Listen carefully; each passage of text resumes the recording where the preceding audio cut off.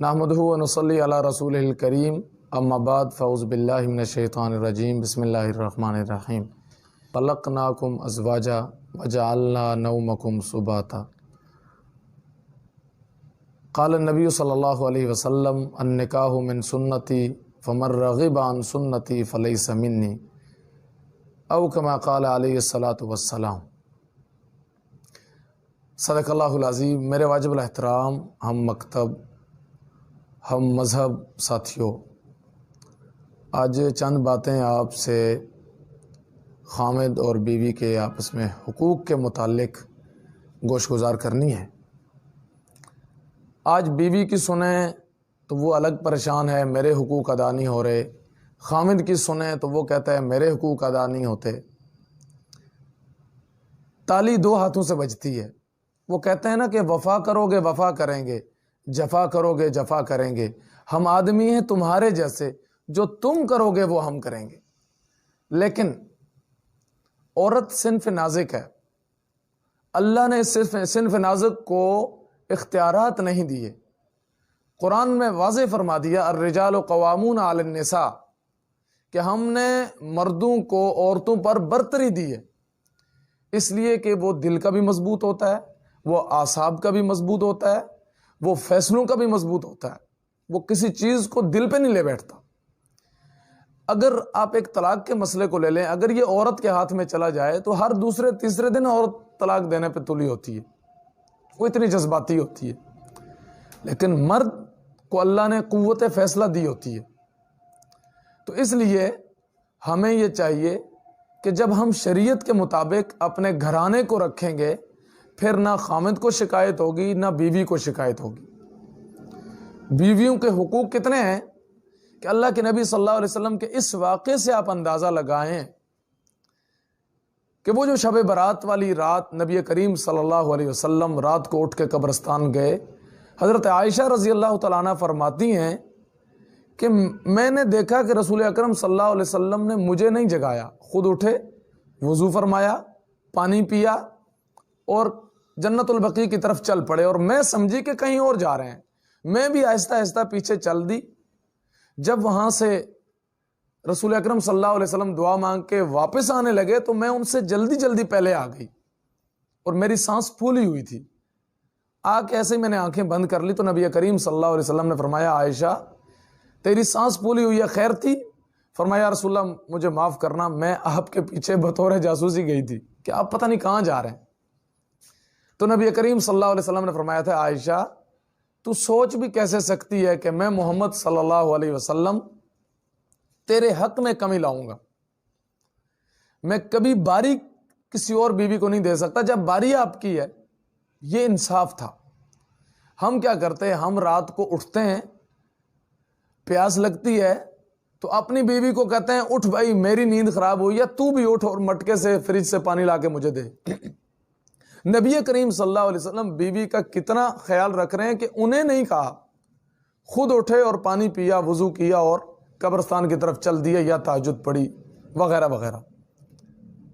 ہم اپنا دیکھیں، اپنا رویہ، کہ ہم کہتے ہیں بیوی ہی سارا کچھ کرے، ہم اس کے ساتھ ہاتھ نہیں بٹاتے، تو بیویوں کی پھر یہ شکایات ہوتی ہیں۔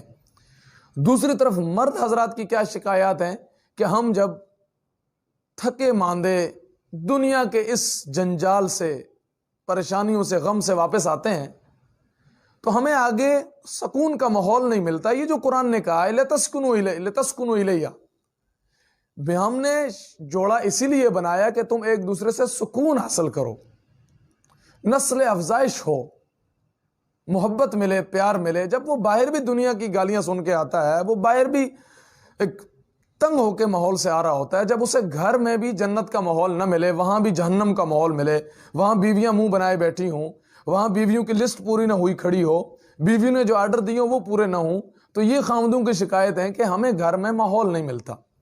اور یاد رکھیے گا جس خامد کو گھر میں ماحول نہیں ملتا وہ پھر باہر تو منہ مارے گا۔ اس لیے میری بہنوں اور میرے بھائیوں، بہنیں بیویاں خامد کے حقوق ادا کریں گی شریعت کے مطابق، خامد بیویوں کے حقوق ادا کریں گے تو گھر جنت کا ماحول بن جائے گا۔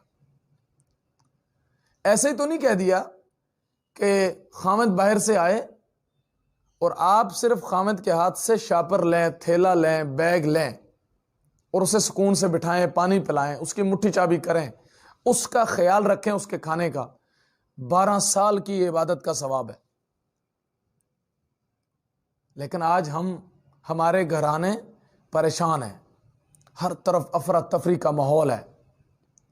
بیوی کا فون آئے گا کہ مجھے خامد سے یہ تنگی ہے، خامد سے سکون نہیں مل رہا، خامد پریشان کر رہا ہے، خامد خیال نہیں رکھتا، خامد کی شکایتیں بیوی خیال نہیں رکھتی۔ میرے ساتھیوں، آج بھی ایسے گھرانے ہیں جن کی بیویاں بالکل ان پڑھ ہیں، لیکن جواب آتا ہے کہ مجھے بیوی کی طرف سے کوئی شکایت نہیں ہے۔ لیکن ایسے بھی گھرانے ہیں، پڑھی لکھی خاتون ہیں لیکن پریشان کر رہی ہے۔ لیکن میں اس سے یہ بالکل بھی نہیں کہہ رہا کہ ساری ان پڑھ اچھی ہیں اور ساری پڑھی لکھی اچھی ہیں۔ کہیں پڑھی لکھی بہت ان کو سمجھ ہوتی ہے، عقل ہوتی ہے، وہ خامد کا زیادہ خیال رکھتی ہیں۔ یہاں سے اندازہ لگائیں خامد کا مقام کیا ہے۔ اللہ کے نبی صلی اللہ علیہ وسلم نے فرمایا سجدہ تعظیمی پہلی امتوں میں جائز تھا، میری امت میں اگر سجدہ تعظیمی جائز ہوتا تو میں ہر بیوی کو حکم دیتا وہ خامد کو سجدہ کرے۔ وہ مجازی خدا ہے۔ اب اندازہ لگائیں نا کہ خامد کی اہمیت کتنی ہے۔ یہاں تک نبی کریم صلی اللہ علیہ وسلم نے مسلم شریف کی مشہور روایت ہے، فرمایا اگر خامد آپ کو اپنی طرف بلائے اور آپ اس خامد کی طرف نہ جائیں، اس کی بات نہ مانیں، کوئی شرعی عذر ہے، کوئی بیماری ہے، وہ الگ بات ہے، لیکن ویسے ہی اگر خامد کی بات نہیں ماننی اور اگر آپ نے کروٹ لے کے دوسری طرف منہ کر کے سو گئی اور اسی حالت میں مر گئی تو نبی کریم صلی اللہ علیہ وسلم نے فرمایا ایسی عورت پر جو خامد سے ناراض ہو کر الگ ہو گئی، ایسی عورت پر اللہ کی، نبی کی، فرشتوں کی، ساری دنیا کی لعنت ہوتی ہے۔ لعنت کا مستحق ٹھہرا دیا خامد کا یہ مقام بتا کر۔ اور دوسری طرف یہ بھی بتایا کہ اے خامدو، تم بھی بیویوں کو لونڈی نہیں سمجھنا، وہ تمہارے پاؤں کی جوتی نہیں ہے، اور سر پہ بھی نہ بٹھاؤ، سر پہ ماں کی جگہ ہے، اسے پاؤں میں بھی نہ رکھو، وہ لونڈی اور باندھی نہیں ہے، اسے جہاں سے پیدا کیا گیا ہے اسے درمیانی حالت میں رکھیں، نہ اسے زیادہ سر پہ چڑھائیں کہ اماں بن جائے، نہ زیادہ اسے گھٹیا ترین کر دیں کہ وہ لونڈی بن جائے۔ اس ٹیڑھی پسلی سے پیدا کی ہوئی ہے، پیار سے اسے رکھیں۔ اس لیے میری تمام خامدوں سے اور تمام بیویوں سے گزارش ہے کہ ایک دوسرے کے حقوق ادا کریں، رب راضی ہو جائے گا۔